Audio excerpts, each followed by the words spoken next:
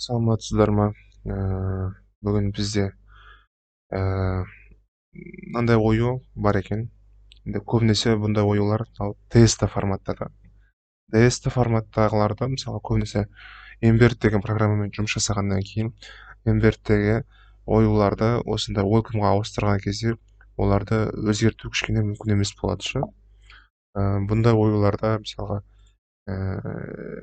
параметр объектілерін енді список цвет объектін ғана өзгерте алуға болады.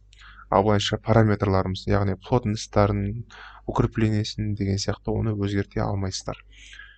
Егер плотностьтардың аралары ашық деген сияқты. Сол үшін тура осы оюды біз бастан аяқ нетіп шығамыз, сызып шығамыз. Үстінен бастырып, енді қазір мына барлық ою таңдаймыз да клавиатурадан К-ны басамыз. К-ны басқан кезде, ағылшынша К-ны басасыздар.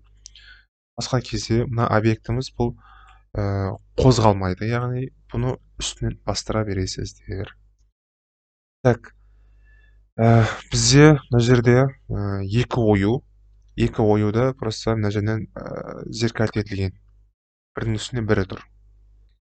Сол үшін бір оюды сызып алсақ болды, қалған екіншісін конверт ете аламыз. Мына жерде біріншісі бізде направление дұрыс қойылмаған, направлениелерін дұрыс қоюымыз керек бірінші. Одан кейін каждый барлық элементті бір ғана направлениемен қойып қойған. Бізде ол емес. Мына бір элемент, мынау бір элемент, мына жақ бір элемент болу керек. Так, создать замкнутую форманы аламыз. Одан кейін мына объекттен бастап сызып бастаймыз. Мышканы оң жағын басасыздар, оң жағын бассаңыздар, қисық сызықтарды сызасыздар. Мынандай жақын бұрыштарға келген кезде мышканы сол жағын басып үшкір жасайсыздар. Одан кейін мышканы оң жағымен жалғастыра бересіздер. Мышканың сол жағы түзу сызықтар, ал мышканың оң жағы бұл қисық сызықтар.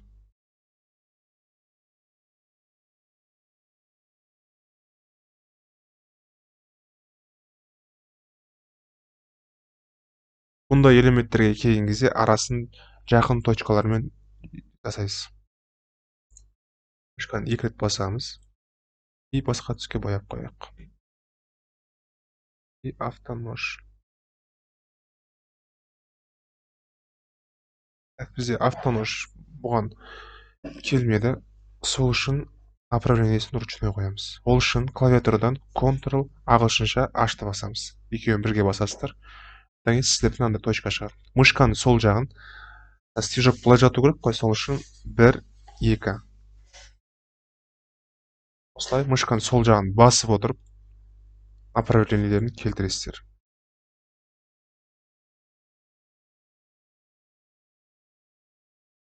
Сәл кішкене қиғаштау болады. И Enter'ді басасыздар. Бізде стежоктың направлениесі келді. Одан кейінгі ендігі элемент бізде мына элемент. Мына элементтің астында қалу керек. Сол үшін бұны астынан бастап сызамыз.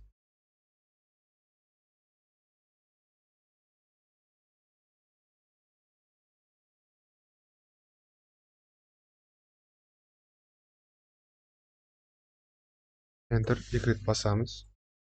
Автонож. Келді. Элементті символды. Мына жерін сызып алдық. Одан кейінгі бізде мына жағын сызуымыз керек. Мына элементті де астында қалу керек. Сол үшін астынан бастаймыз.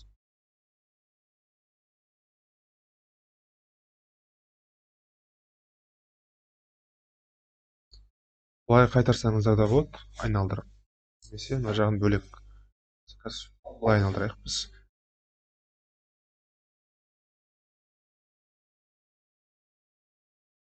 Бұрылыстарға келген кезде точкаларды жиі жасайсыздар, арақашықтықтан.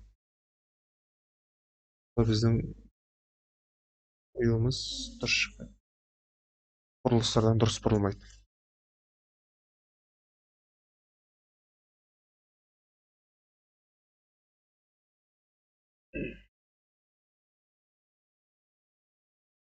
Одан кейінгі элементіміз бізде элемент.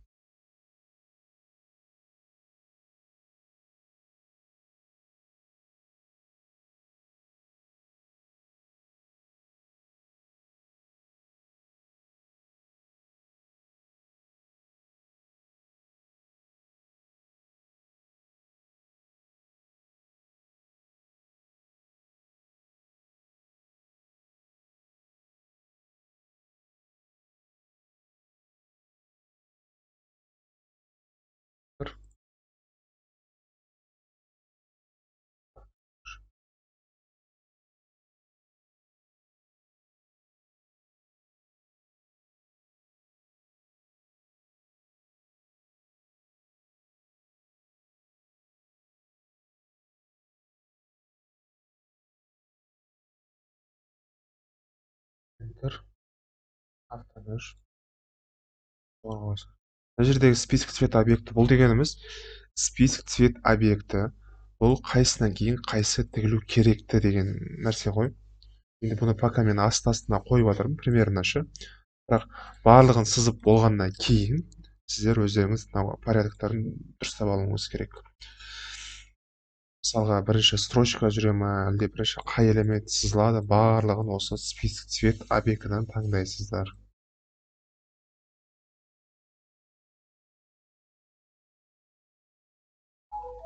Дизайн сызған кезде список цвет объекті деген бұл өте маңызды ғой.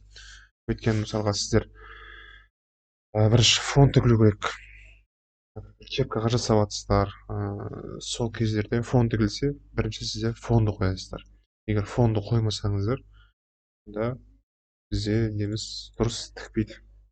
Яғни бірінші контур тігіліп кетеді, бетіндегі жазулар тігіп кетеді. Оның бетінен фон тігетін болса, біздің жазуларымыз логично көрінбей қалады.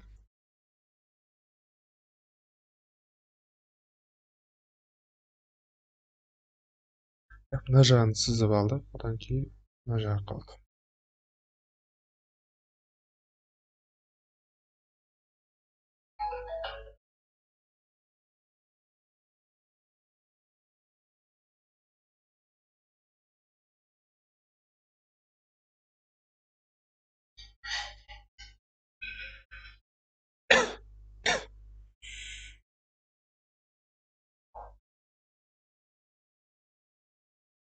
Enter'ді екі рет басамыз.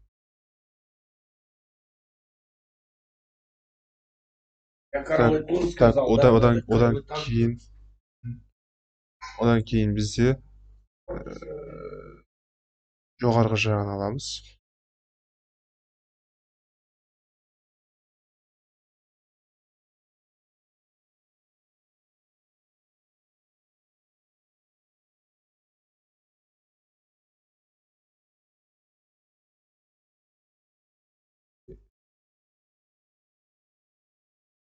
Нажмем қойсақ, нормально.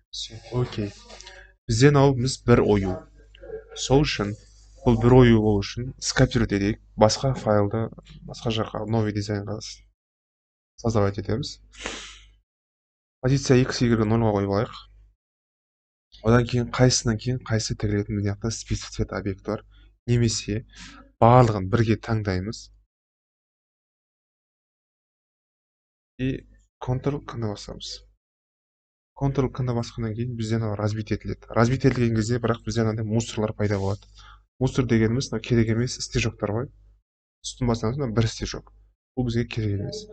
Мынау керек емес мысалға. Мынау керек емес, мынау керек емес. Егер мынандай белгі болатын болса, онда бұлар уже только строчка деген сөз ғой. Бұлар уже керек емес бізге.